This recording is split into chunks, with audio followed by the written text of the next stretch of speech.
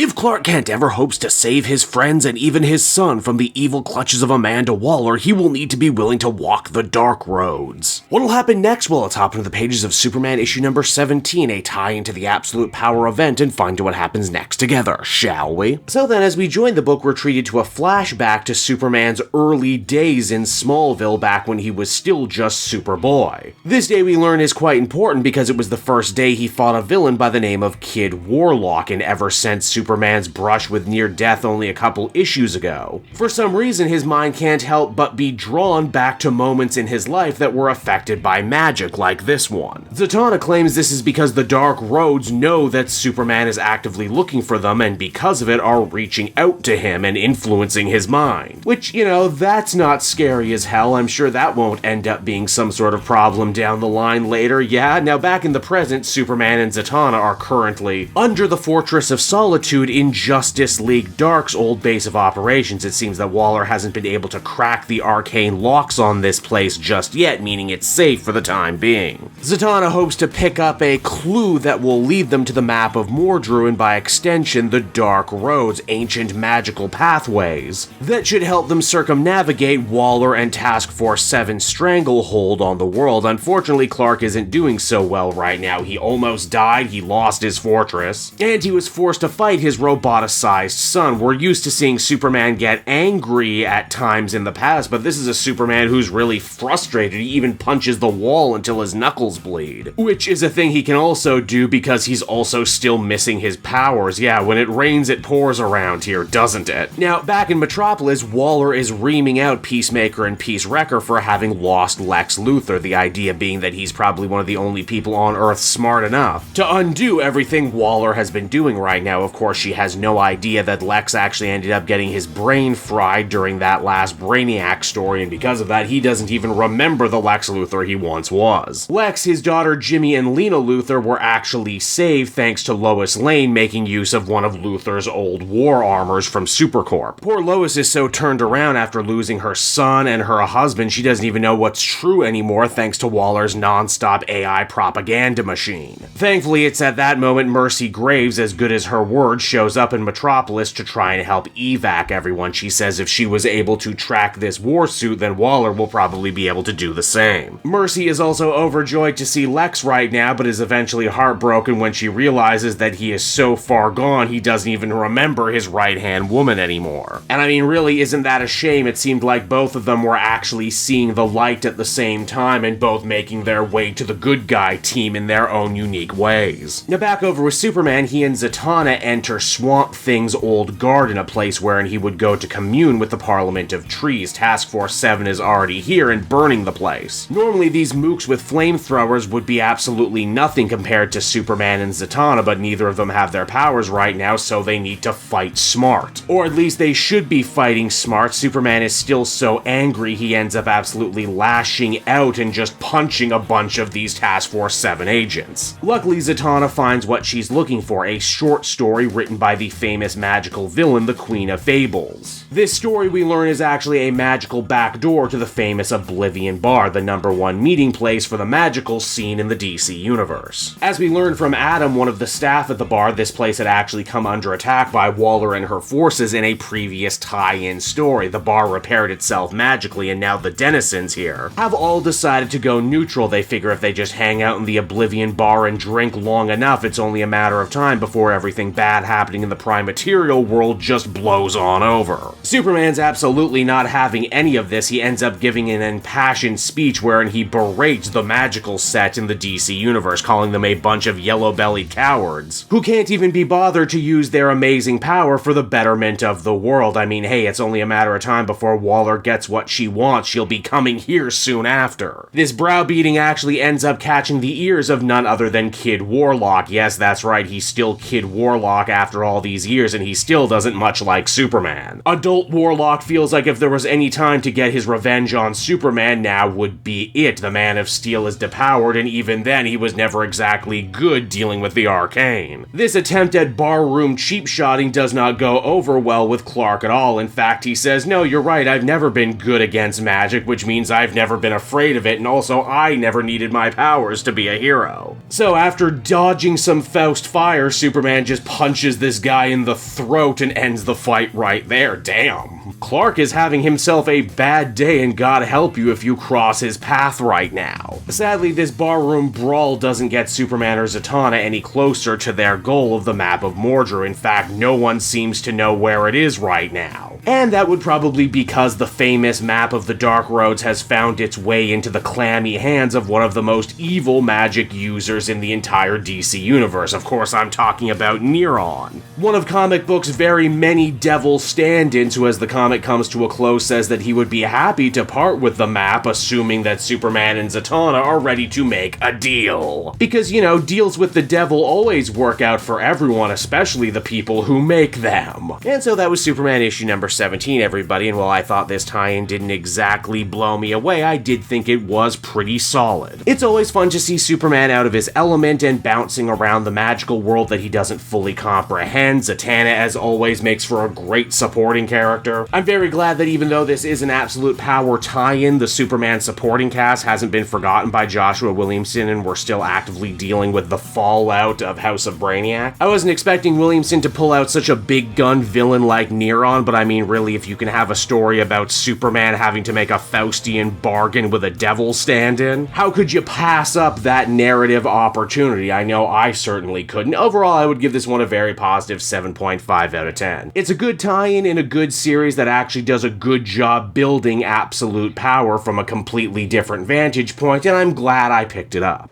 Hey there everyone, it's your pal Cape Joel again, and if you're seeing my face right now, that means you watched to the end of the video, and I'll always be grateful for that. Retention helps in this crazy YouTube game, and so does becoming a patron. If you head on down to the description, you can find a link to my Patreon page. Recently just redid all the tiers, a lot of cool stuff offering up there, exclusive commentaries, exclusive polls, behind the scenes concept art for Capes and Quest, that's the brand new D&D show I've started soon. Never been a better time to become a patron. You can become a patron for as little as $1 a month and help the channel grow and, you know, help me continue to deliver content like what you just saw. So I want to thank you all, and I will see you again next time. Bye-bye.